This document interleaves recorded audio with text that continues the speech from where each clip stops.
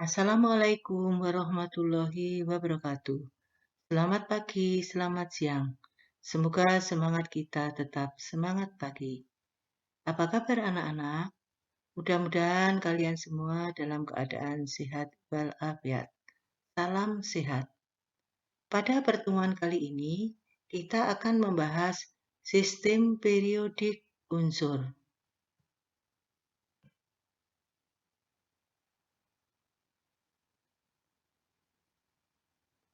Setelah mempelajari sistem periodik unsur, diharapkan siswa dapat 1. Menjelaskan perkembangan penggolongan unsur-unsur. 2. Menjelaskan persamaan sistem triade, sistem oktav, dan sistem periodik Mendeleev. 3. Menjelaskan kelebihan sistem triade, sistem oktav, dan sistem periodik Mendeleev. 4. Menjelaskan kelemahan sistem triade, sistem oktav, dan sistem periodik Mendeleev. 5. Menjelaskan dasar penggolongan sistem periodik modern. 6. Menganalisis konfigurasi elektron unsur blok S, P, D, dan F. 7. Merumuskan cara menentukan letak golongan dan periode suatu unsur tanpa melihat tabel sistem periodik unsur. Mari kita simak terlebih dahulu perkembangan pengelompokan unsur-unsur. Sejak dahulu kala, berbagai usaha telah dilakukan ahli kimia untuk mengadakan pengelompokan unsur-unsur atas dasar kesamaan sifat-sifat tertentu. Pengelompokan pertama yaitu pengelompokan unsur-unsur berdasarkan unsur logam dan non-logam. Ilmuwan Arab dan Persia membagi unsur-unsur menjadi 2 kelompok, yaitu lugham atau logam dan laisa lugham atau bukan logam. Anthony Laurent Lavoisier dalam bukunya Traité élémentaire de chimie mencatat 16 unsur logam dan 7 unsur non-logam. Unsur logam yaitu Sb, Bi, Fe, Au, Co, dan seterusnya sampai W. Sedangkan unsur non-logam yaitu As, S, P, H, C, N, dan O. Ternyata, selain unsur logam dan non-logam, masih ditemukan beberapa unsur yang memiliki sifat logam dan non-logam yang dikenal dengan unsur metaloid. Misalnya unsur silikon, antimon, dan arsen. Jadi, penggolongan unsur menjadi unsur logam dan non-logam masih memiliki kelemahan.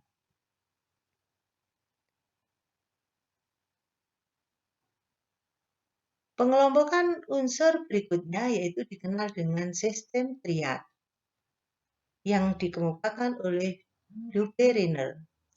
Pada tahun 1829, Dobereiner, seorang profesor dari Jerman, mengelompokkan unsur-unsur berdasarkan kenaikan massa atomnya dan sifat-sifat yang sama dalam triade.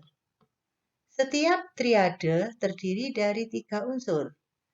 Keunikan sistem triade ini adalah massa atom unsur-unsur yang di tengah sama atau mendekati massa rata-rata atom unsur ke-1 dan ke-3.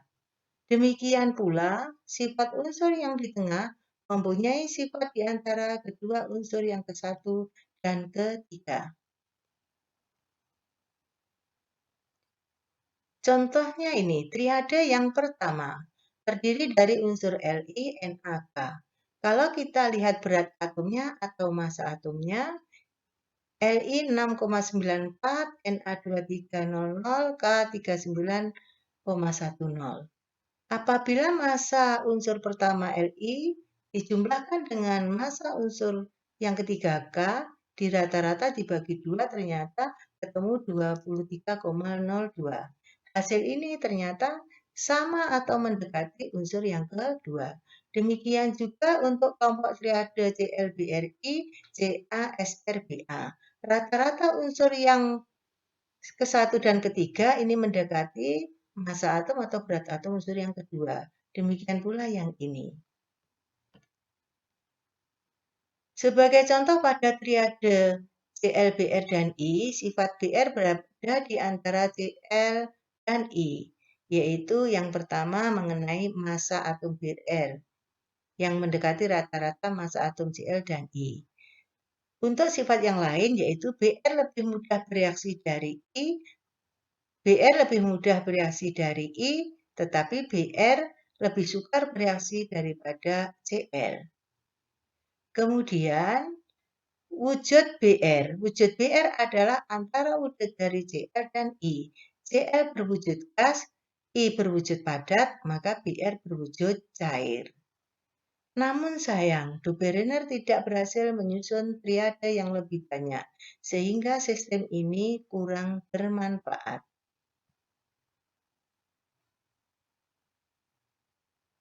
Kita lanjutkan sistem pengelompokan yang ketiga, yaitu sistem oktav yang dikemukakan oleh Newland. Ahli kimia asal Inggris bernama Newland pada tahun 1864 mengumumkan penemuannya yang disebut sistem oktav. Newland menyusun unsur berdasarkan kenaikan massa atomnya. Jika unsur-unsur kimia diurutkan dari kiri ke kanan dengan massa atom makin besar, ditemukan sifat berulang pada unsur ke-8. Artinya, unsur ke-1 mempunyai sifat unsur yang sama dengan unsur yang ke-8. Unsur kedua mempunyai sifat sama dengan unsur ke-9 dan seterusnya, seperti pengulangan not pada tangga nada.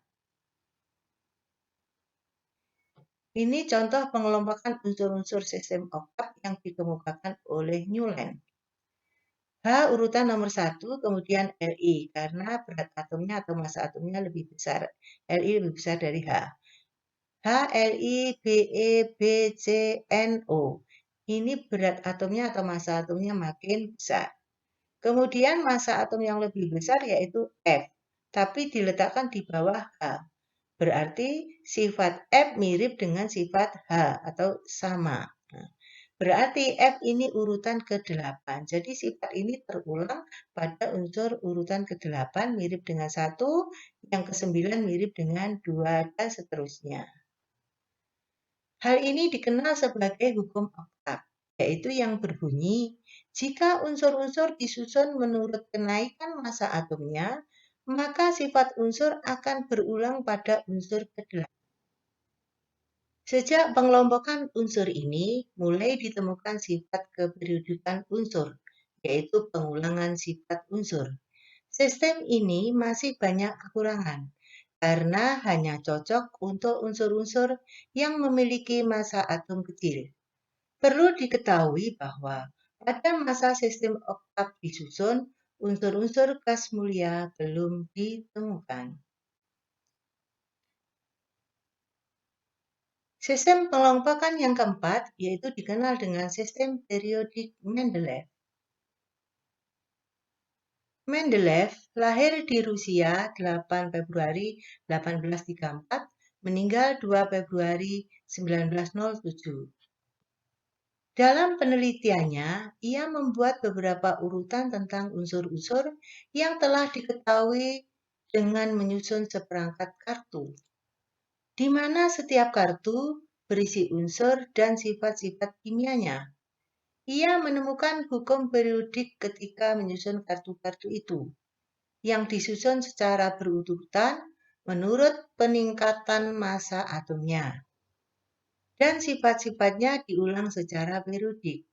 Kelebihan pada tabel periodik ini yaitu Mendeleev mampu meramalkan sifat-sifat unsur dan menyediakan tempat kosong bagi unsur yang belum diketemukan dan diberi nama Eka boron, Eka aluminium, dan Eka silikon yang akhirnya diketemukan skandium, gallium, dan germanium. Bahkan ia telah memperkirakan berapa massa atom dan bagaimana sifat-sifat kimianya nanti. Pada akhir tahun yang sama, seorang kimiawan lain yaitu dari Jerman yang bernama Lothar Meyer juga berhasil menyusun tabel yang sama. Tetapi karena Mendeleev berhasil terlebih dahulu, maka Mendeleev lah yang dianggap sebagai penemu daftar berkala itu. Ini Mendeleev, ini Lothar Meyer.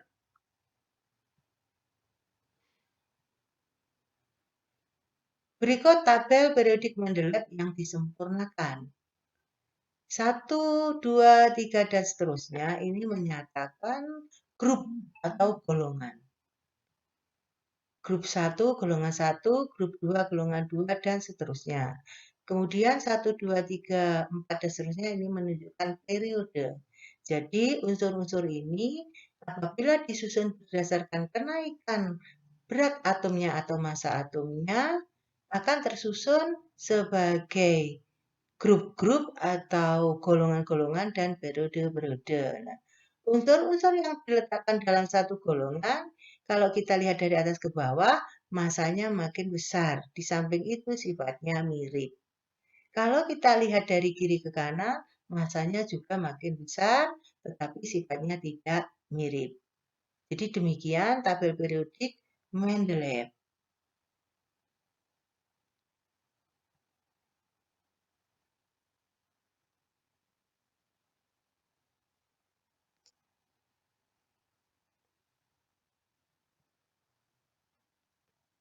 Unsur-unsur yang sudah disediakan tadi itu tempatnya di sini. Eka boron, eka silikon, dan eka aluminium. Di sini. Ini disediakan tempat-tempat kosong dan sudah diramalkan masanya ini.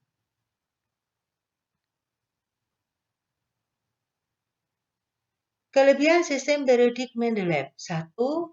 Mendeleev mampu meramalkan sifat-sifat unsur dan menyediakan tempat kosong bagi unsur yang belum diketemukan dan diberi nama eka boron, eka aluminium, dan eka silikon yang akhirnya diketemukan skandium, germanium, dan gallium. Yang kedua, menempatkan unsur-unsur He, Ne, Ar, Xe, dan Rn dalam golongan tersendiri. Kelemahan dari sistem periodik Mendeleev. 1. Adanya unsur-unsur yang tidak mempunyai kesamaan sifat ditemukan dalam satu golongan. Misalnya unsur Cu dan Ag ditempatkan dengan Li, Na, K, Rb, dan Cs. Padahal Cu dan Ag sifatnya tidak mirip dengan unsur-unsur Li, Na, K, Rb, dan Cs. Yang kedua, terdapat beberapa unsur yang tidak sesuai dengan kenaikan massa atomnya. Misalnya Ar dengan K, CO dengan I. Ini tempatnya kebalik, tapi massanya tidak berurutan.